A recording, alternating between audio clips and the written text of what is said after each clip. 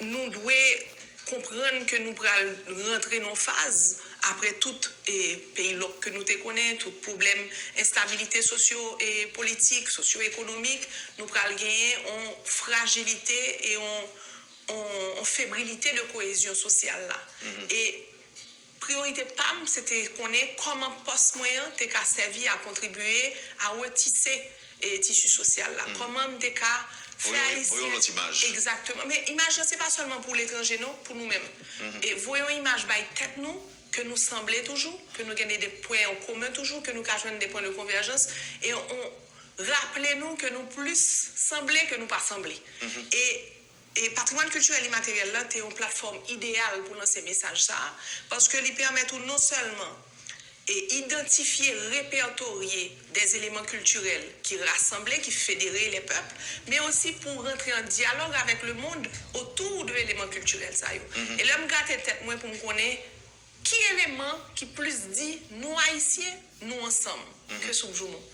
Il est difficile pour joindre un qui plus puissant que symbole ça, qui est un symbole historique, qui est un symbole culturel, qui est un symbole de décision que nous répétons annuellement. Il y a des familles le dimanche, bois sous plan tout, il y a des fois, chaque fois qu'il y a un événement marquant dans la société, dans la vie familiale, là, rassemblés autour de soupe là, personne va jamais chita pour compte libre pour dire m'bral mon soupe.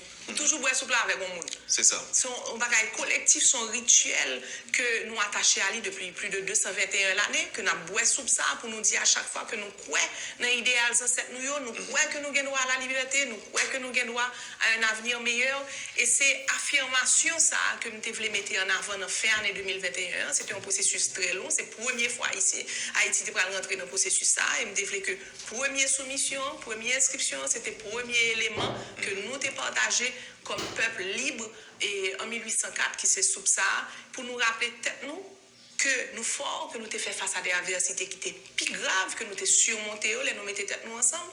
Et donc, et symbole là à la fois pour nous-mêmes et pour l'international, et il a un impact très important. Ça, c'était le premier aspect question.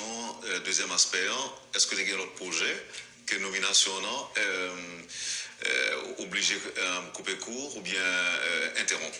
Alors, je ne peux pas dire lieu interrompre, je semer des projets que peut-être je ne peux pas là sur place pour me récolter moi-même, mes successeurs, moi et Haïti, a récolter. On a pensé notamment à trois. Et nous, Boakaïman a reconnu dans le mois d'août là comme un site et qui a une valeur universelle parce que il contribuait à l'émancipation des peuples. Donc, UNESCO va célébrer Boakaïman. Et dans le mois d'août prochain, dans le cadre de la Journée internationale de la lutte de l'abolition de l'esclavage. Et ensuite, inscription Cassavla, en décembre 2024 au Paraguay.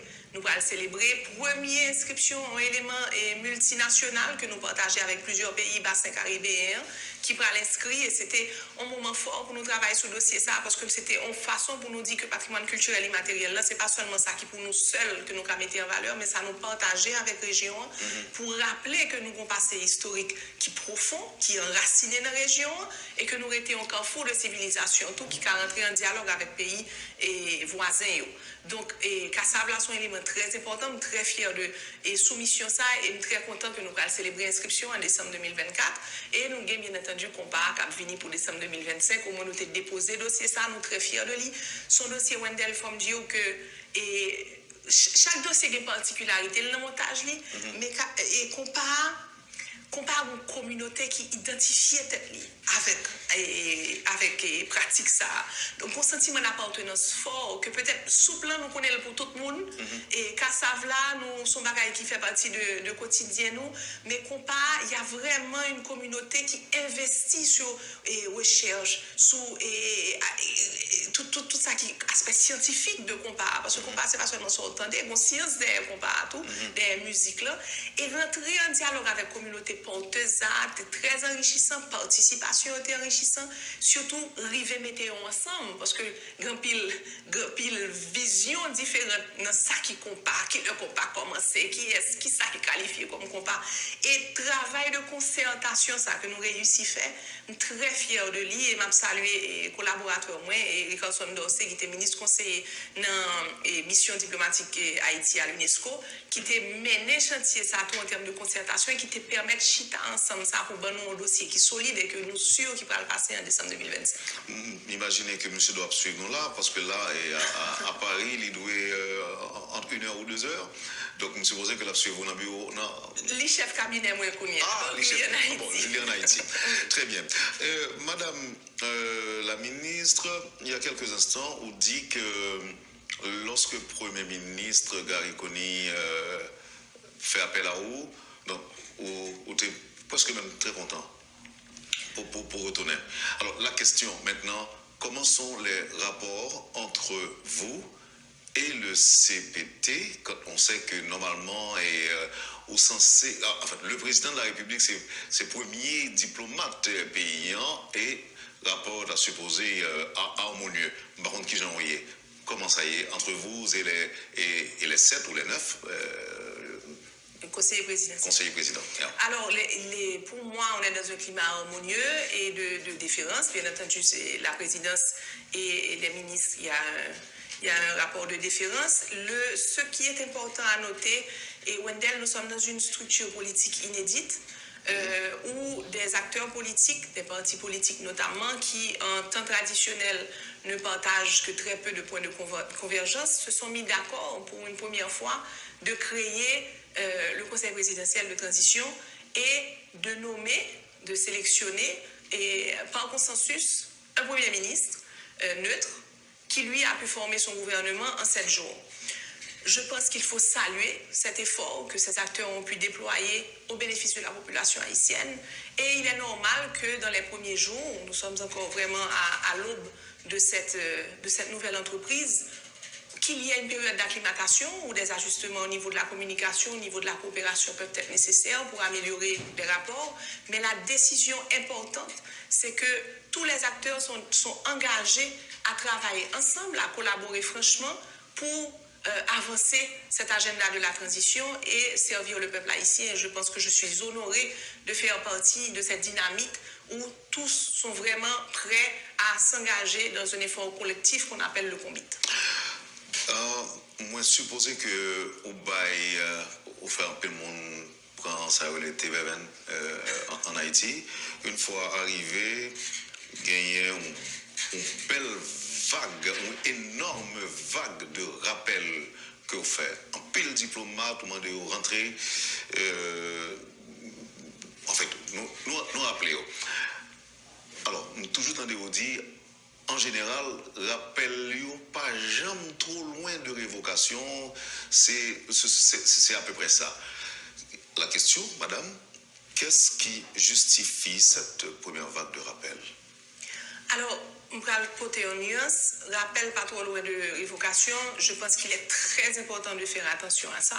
Le rappel fait partie d'une prérogative qui revient au ministère avec l'aval du Premier ministre et bien entendu, ça a été le cas. Le rappel n'est pas une révocation. Et m'a posé une question, on va me répondre une deuxième volet. Si vous-même, Wendell, vous êtes un journaliste, et vous dites, mon cher, comment est-ce qu'il passé dans le sud là, m'a fait une mission à le couvrir pour moi. Et que vous êtes dit journaliste là après un mois, après 1 an, tout n'est pas au presse, et nous allons réévaluer pour qu'on ait qui côté nous allons voir, ou bien si c'est nécessaire pour repartir en mission. Est-ce que vous révoquez journaliste là? Ah, je dois répondre. Oui, j'aimerais bien savoir. Peut-être. Si vous dites, vous voyez la mission et pour faire le retrait, c'est pas. Non, je vous dis que peut-être. Moi, je pense que. En ce qui vous concerne, même des pires pour préciser question, madame la ministre, de dire pas trop loin. D'ailleurs, oui. Je n'ai jamais travaillé à la chancellerie, encore moins dans les missions diplomatiques. Je dis ou je répète ce que j'ai entendu très souvent. On dit, il n'est pas trop loin. Ça peut arriver qu'on garde, même qu'on tente de dire dans le service central, bah, c'est ça. C'est ça. C'est une nuance importante, c'est un rappel aux services centraux. C'est-à-dire que la diplomatie est un dispositif que l'État déploie à l'échelle internationale et il lui revient à un moment donné de décider de le rapatrier, c'est-à-dire de demander à ceux qui ont été déployés de revenir pour toutes sortes de raisons. Évaluation, réaffectation, mise en disposition aux services centraux ou bien révocation. On ne peut pas exclure. Mais la révocation peut se faire à l'étranger. Elle ne nécessite pas nécessairement de revenir en Haïti pour faire une révocation. S'il y a quelque chose, une faute grave, on n'a pas besoin de rappeler pour révoquer. La ministre n'est pas en train de faire naître l'espoir chez les rappelés. Juste pour terminer, aussi la fonction du rappel peut être une fonction de consultation. Ce qui arrive par exemple lorsqu'il y a un cas grave dans un État, où on peut même rappeler l'ambassadeur pour présenter une consultation approfondie à sa chancellerie. Je ne suis pas là pour faire naître un espoir, mais je suis là pour faire comprendre quelque chose de très important auquel je suis attachée, même si effectivement mon poste à l'UNESCO était le premier. Je pense que nous devons comme Haïtiens nous rappeler que la diplomatie, ce n'est pas un DDR, on pas qu'à dehors net.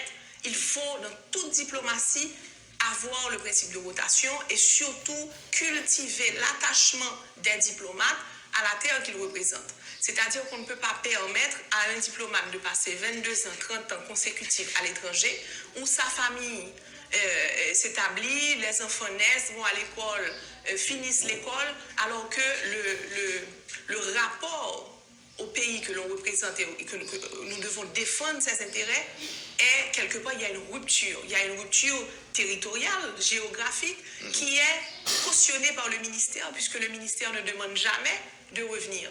Donc, moi, je pense qu'il y a un besoin urgent de rémédiation à ce principe qui doit passer par certaines réformes où le principe de rotation doit être établi. Et d'ailleurs, Wendell, les pays hôtes qui reçoivent nos diplomates nous l'ont déjà demandé. C'est le cas aux États-Unis, au Canada et dans certains pays d'Europe où le pays qui nous reçoit nous dit « pas qu'à quitter mon nom tout le temps ça ». Donc, nous ne pouvons pas continuer à recevoir appel ça. Il faut nous comprendre que toute diplomatie dans le monde installe les principes de rotation et il est nécessaire. Il y a d'autres appréciations aussi, Wendell, qu'on doit prendre en compte. À une certaine mesure, à chaque fois que la présidence est renouvelée, le corps diplomatique est démissionnaire. Parce qu'il doit présenter sa démission et être soit renommé, réaffecté ou non par la présidence qui nomme les ambassadeurs et les consuls généraux. Donc, dans un certain cas, c'était une procédure inévitable qui devait se faire naturellement, qui a dû se faire par la procédure de la chancellerie, mais qui maintenant revient à la présidence de déterminer qui sera nommé et réaffecté. Il y a des gens qui disent que ça a fait au cas par cas, par exemple, il y a des gens qui ont il y a des gens qui... Non. C'est un processus qui ne peut pas se faire, qui doit se faire de façon progressive, parce qu'on ne peut pas arrêter pour dire, on va rappeler, tout le monde en coup, parce que vous parlez un déséquilibre à l'échelle internationale, qui est malsain pour vous. Et donc, si on fait une procédure comme ça, on est obligé de faire de manière progressive. Ou annoncer une promotion de 35 femmes au sein du ministère des Affaires étrangères. Bah, menti. 33. C'est 33. Oui. Merci pour la rectification. Pourquoi une telle mesure? Quand je suis arrivée, j'ai demandé de faire l'inventaire de... Bon, il est disponible, oui, sous le livre. Là, même, tu voulais vraiment une idée d'équité de genre, de balance entre hommes et femmes qui travaillent dans le ministère. Là, au niveau de la diplomatie et services centraux aussi, et des équilibres choquants. Nous avons très peu de femmes par rapport au taux d'hommes. Et là, nous avons des profils familiaux. Pour la plupart, en pile dans eux, plus de 14 ans, ils vont bénéficier d'une grande promotion. Donc, c'était une façon, et à l'occasion de la Journée internationale de la femme dans la diplomatie, de réparer une certaine injustice qui est que, de un, les femmes ne sont pas suffisamment représentées, de deux, elles sont invisibilisées dans leur travail parce que la plupart du temps, les postes de décision sont réservés aux hommes. Et finalement, elles n'ont pas accès à cette ascension professionnelle qui devrait être naturelle et automatique après un certain nombre d'années, une performance. Donc, c'était une façon de pallier à ça, de façon symbolique en cette journée. Ça a été très bien reçu et je pense que ça donne le ton que nous devons désormais nous pencher sur d'autres questions au sein du ministère, mais la question de genre reste importante et aujourd'hui. Et qui place la compétence gagnante dans tout ça? Parce que selon des informations, il y avait des révocations, des nominations qui se faisaient sur une base politique qui place, par exemple, la compétence de ces femmes en question gagner au sein du ministère. Ce sont les cadres du ministère qui on a évalué leur rapport. Il n'y a aucune indication qu'il y aurait des manquements au niveau de la compétence. Et je pense qu'il faut absolument lancer ce signal qu'elles sont vues, qu'elles sont reconnues, qu'elles sont valorisées. Et c'est ce qu'on a voulu faire. Il a toujours dit que la diplomatie haïtienne est malade. Badil Moribond dit est malade. Si c'est vrai, en tant que nouvelle ministre qui veut ou qui souhaite inoculer du sang neuf de la diplomatie, quelles sont les mesures à prendre pour la réformer ou encore la remodeler? La première chose, Wendell, c'est qu'il faut nous décider que nous avons une diplomatie qui est au service de pays. Pas seulement un pays qui est au service de diplomatie. Pour l'instant, constat PAM, c'est que la diplomatie a constitué un investissement majeur pour l'État haïtien. C'est un secteur énormément budgétivore et il faut essayer au maximum de créer ce que j'appelle le retour sur l'investissement.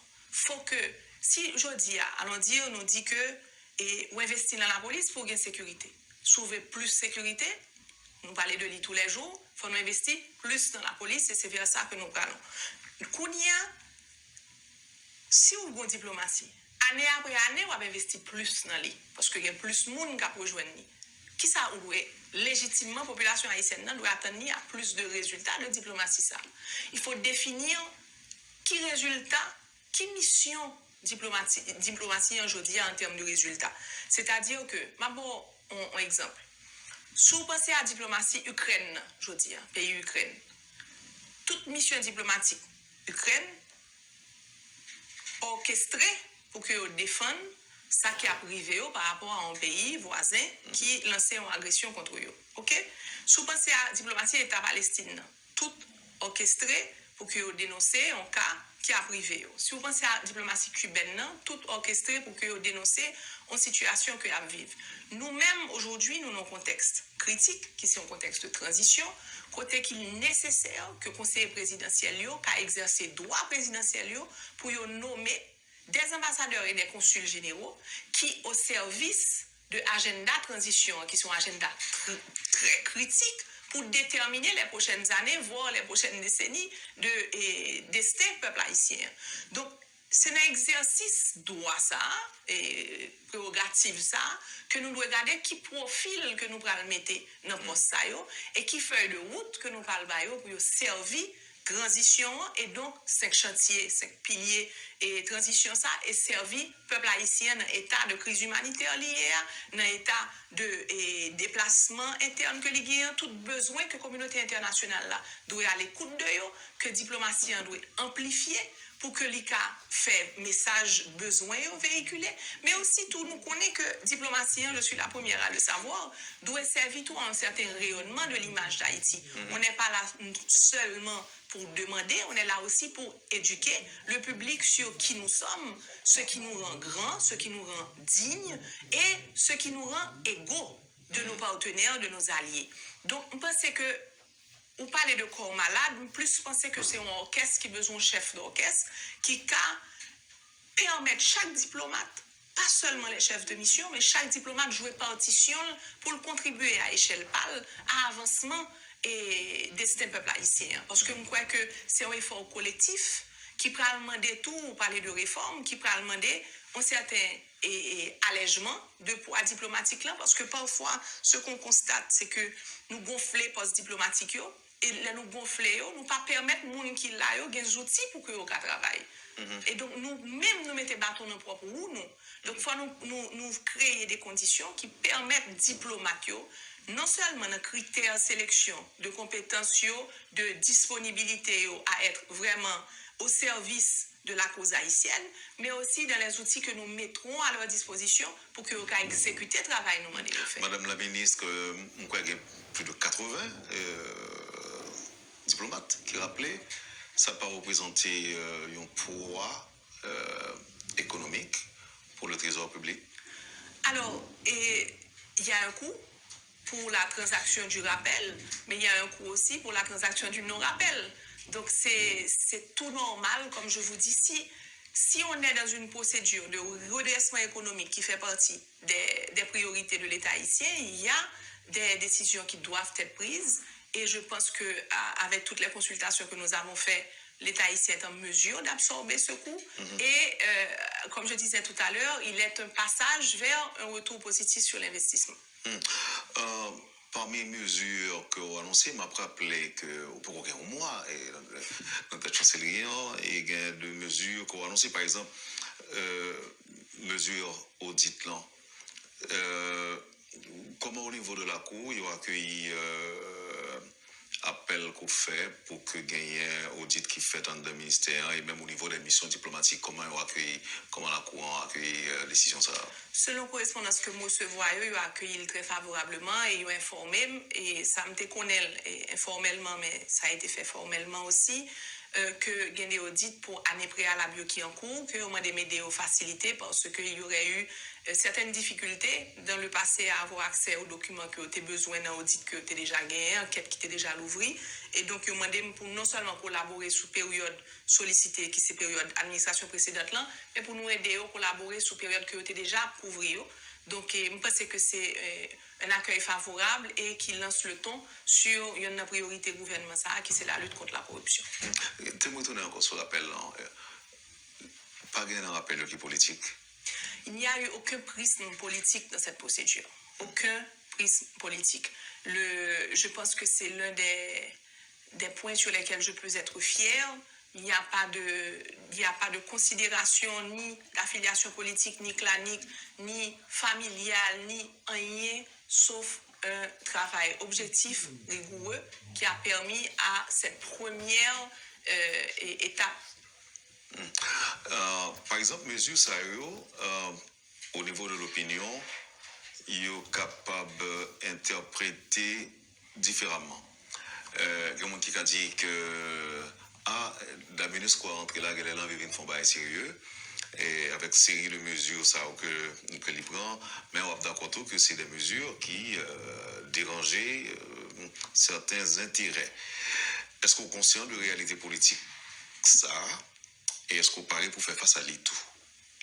Je suis prête, avec l'aide du chef de gouvernement qui est là pour donner le ton à l'action gouvernementale, à faire face à ce qu'il faut pour que nous aboutissions et objectif qu'il a au service de l'État haïtien.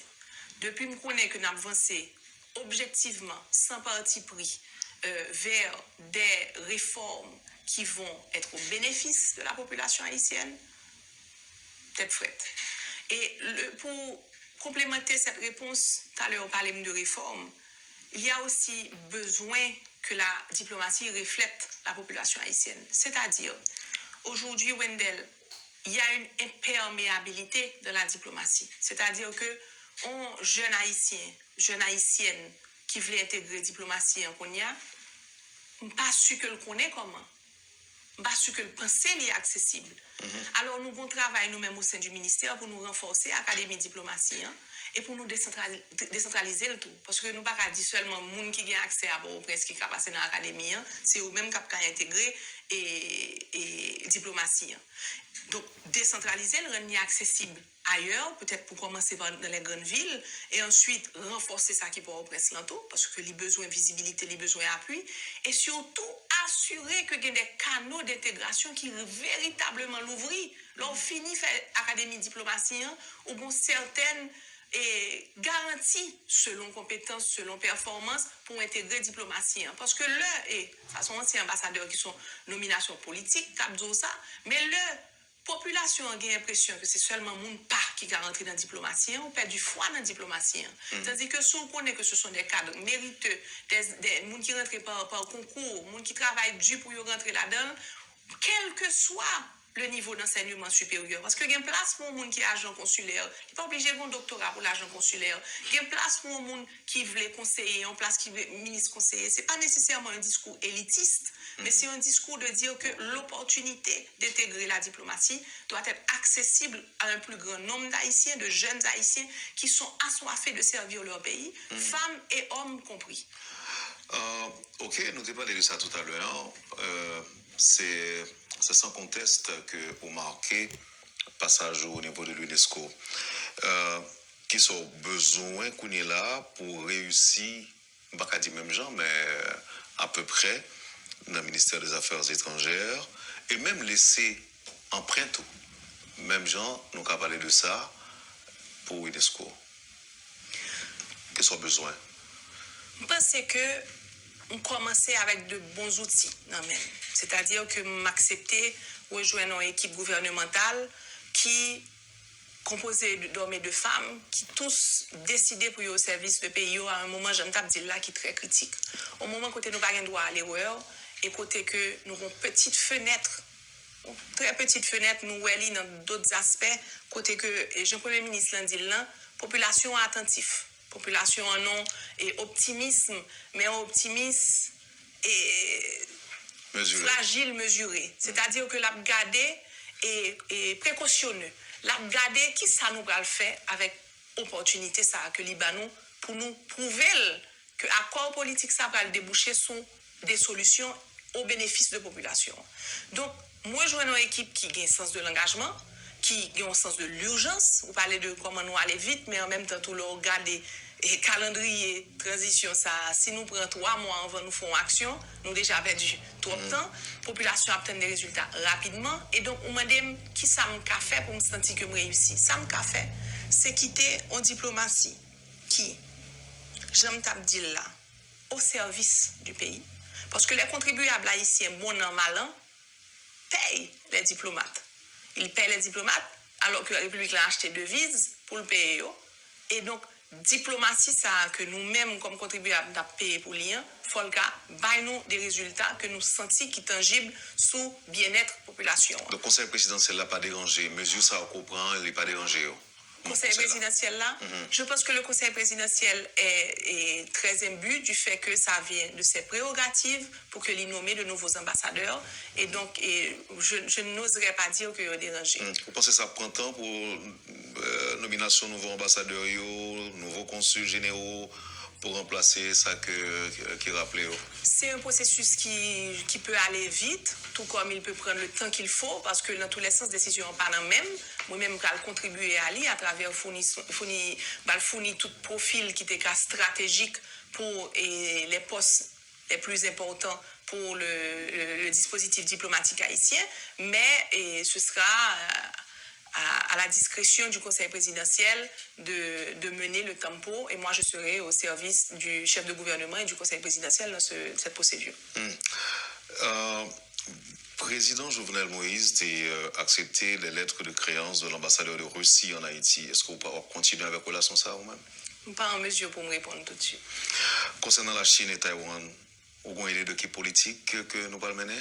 Alors ça, il est trop tôt pour nous d'engager sur ce sujet parce que nous avons revoir un segment côté que nous avons explorer avec nous plus les grandes lignes de la politique étrangère qui pourra le déployer et nous prévoir tout pour que nous fournir à toute poste diplomatique quelque chose qui n'existait pas jusque-là, qui c'est ça nous relève le narratif de la transition qui sera élaboré avec les autorités compétentes, côté que tout diplomate, particulièrement les chefs de mission, peuvent avoir accès à ces éléments de langage et les lignes directrices que vous défendre nous-mêmes.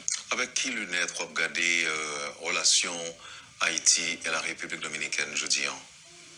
Je pense que ce qui est clair, c'est que nous sommes appelés à cohabiter sur cette île que nous partageons, qu'il est nécessaire que nous engagions toute conversation, tout échange, comme je disais tout à l'heure, avec la certitude que nous sommes des égaux, que nous pouvons nous regarder Dieu dans les yeux, pas quelqu'un qui est plus bon que l'autre, une besoin l'autre, une doit vivre avec l'autre.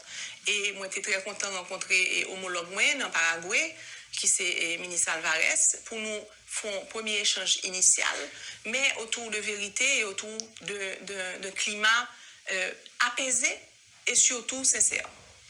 Je nous voulons mener le ministère ça yo, nous jouons des cadres dans le ministère là qui dans des conditions très difficiles loin d'elle quand même continuer engagement pour le travail pour pays yo et puis saluer ça parce que nous conscient après presque 4 ans dehors de dégradation conditions de vie dans la capitale là et c'est visible, c'est palpable dans le ministère conditions et environnement très difficile, stress difficile et capacité technique pas nécessairement disponible, donc pression en pile, mais encore une fois il y a un sentiment d'engagement, bon élan que moi senti et que nous voulons non seulement cultiver mais que nous voulons honorer. Parce que si nous ratons l'occasion ça, nous avons décrédibilisé et rendre plus difficile ça va venir après. J'étais très confortable effectivement et Paris, dans un bel bureau côté me bien vu sur la Tour Eiffel, mais il n'est pas pour moi. Il n'est pas pour moi ni pour me kembel ni pour me rester. J'étais en mission et avant même que tu proposé me poste ça, le conseil présidentiel l'a installé, moi-même j'ai commencé à faire mal avec moi. Parce que j'aime dire là et appréciation PAM, c'est que j'étais à nouveau à la discrétion du conseil présidentiel là pour décider si m'a prêté, si la pour renouveler ou prolonger et madame au sein de accréditation au sein de l'organisation ça, ou bien si la voyé mon autre côté ou bien si m'a rappelé. Et donc ça n'a rien à voir avec la lettre de blâme que vous avez reçue? Du tout. Et parce que dans tous les sens, on était dans un nouveau schéma politique. Le m'a parlé de ma lettre que me fait, nous avons un schéma politique côté conseil présidentiel l'a installé et côté que au nouveau gouvernement prend fonction. Donc mon appréciation c'est que la diplomatie n'est pas là pour s'ancrer. Le diplomate est un diplomate en mission comme un soldat. Il n'est pas là pour s'ancrer dans son poste, il est là pour servir le temps que l'État et les autorités compétentes estiment qu'il doit au service dans le lieu dit. Donc moi-même, je ne connais pas que proposition santé pour venir. Comme dit au début, j'étais très honoré que le Premier ministre fait appel à moi et pour me faire partie de 4 ministères régaliens et surtout de 4 personnalités neutres qui rejoignent et gouvernement sans et appui de partis politiques. Et je pensais que c'était une opportunité importante pour moi pour montrer que même Elan, tu as parlé de lui, Elan qui t'a fait me dire oui pour me venir diplomate, pour me venir ambassadeur, c'était un élan de désir viscéral d'être au service de mon pays. Elan qui fait me dire oui, il a proposé CPT1, c'est même désir de service ça. Je vais raconter une petite anecdote de un monde que me relais, qui d'ailleurs pas loin de secteur Bao, qui l'homme dit j'ai très peu de temps pour me décider si m'a accepté oui ou non pour le conseil présidentiel là et donc me fait un appel stratégique tout le monde que me connaît qui ont vu d'ensemble sur diplomatie sur situation politique là excusez-moi et me dit voilà une proposition que vous faites qui soit pensée me pas remplir le temps rapidement qui soit pensée et il dit entre qui ça va hésiter entre représenter pays et UNESCO et puis au jeune CPT et t'aime dire si elle lance ça pas réussi qui pays ou va le représenter donc là elle dit ça m'y cher de poule il dit faut faire toute bagaille pour elle lance ça réussi pour que nous bon pays pour nous représenter un pays que nous sommes fiers de lui et donc dans ce sens ça l'homme t'a accepté rejoindre CPT moi merci structure politique qui t'a fait choix de moi me t'a dit le m'aller comme qui t'a fait choix de moi comme une personnalité qui pas appartenir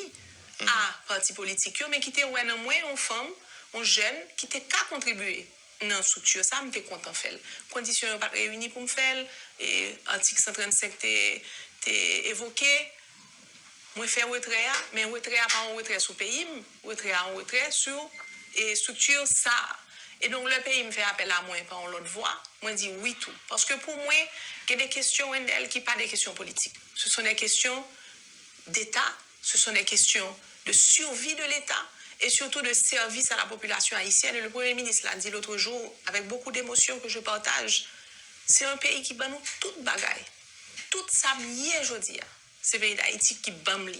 Donc, qui est-ce que je pour le pays d'Haïti besoin, m'estimer trop bien ou bien trop risqué pour ne pas venir répondre oui à l'appel. Donc, chaque fois que le pays m'a besoin, côté l'a besoin, jusqu'à mon dernier souffle, m'a dit oui. Parce que c'est ça maman m'apprend moi, c'est ça papa m'apprend moi, et c'est ça m'a apprendre petite moi. Et l'homme dit oui Wendell, c'est pas parce que me sous-estimer menace là, mais c'est parce que mon petite fille 5 ans que me voulait qui ka vivre dans pays ça. Me refuser l'idée que m'taka contribuer à un pays qui pi bon, qui pi jam et puis me dit non merci et puis petit moi pas hérité non place dans la société ça tant que tout l'autre petit monde jodi a qui méritait une place dans la société. Donc chaque monde qui a un rôle pour jouer dans partition. Mais ça vient avec des sacrifices énormes et le Premier ministre le reconnaît. En pile monde dans le gouvernement ça venu de l'extérieur. Il a des postes ailleurs, il a choisi vini. Sacrifice là li brutal, surtout à l'ère de la désinformation, des réseaux sociaux qui côté que vulnérables à toutes sortes d'adjectifs qualificatifs selon et inspiration du moment, selon humeur moun, selon intérêt personnel li. Mais dans un sens, je suis très reconnaissant de l'expérience ça dans et 4 jours que je fait que je pour l'intégrer CPT1 parce que li créer un carapace, un blindage qui pouvait efficace en termes de nouvelles fonctions que m'accepter prendre parce que je viens comprendre un peu les forces qui sont à l'œuvre et je viens comprendre tout que son choix que seulement moi-même moi qu'a fait qui t'aime affecté par lié donc renoncer ou bien faire abstraction et continuer tant que je suis certain que c'est au service et au bénéfice de la population. Est-ce que nous avons dit tout que à partir de réponse ça au Koba moins là nous le ouais non madame Dominique Dupuis il y a un monde qui tout embrassé en carrière politique et que demain nous devons attendre à plus. Du tout. C'est pas du tout le ton de ce que j'essaie de dire. Ce que j'essaie de dire, c'est que toutes les filles et tous les fils d'Haïti ont une opportunité pour au service de pays. Moi-même, c'est à travers une carrière diplomatique que je ça présenté de façon plus évidente parce que j'étais déjà au service de communauté, au service de ville et dans d'autres capacités. Et tant que là, aujourd'hui, c'est dans un poste ministériel. Demain, il va continuer dans la diplomatie. Mais ce n'est pas nécessairement dans une capacité politique qu'on peut être au service de son pays.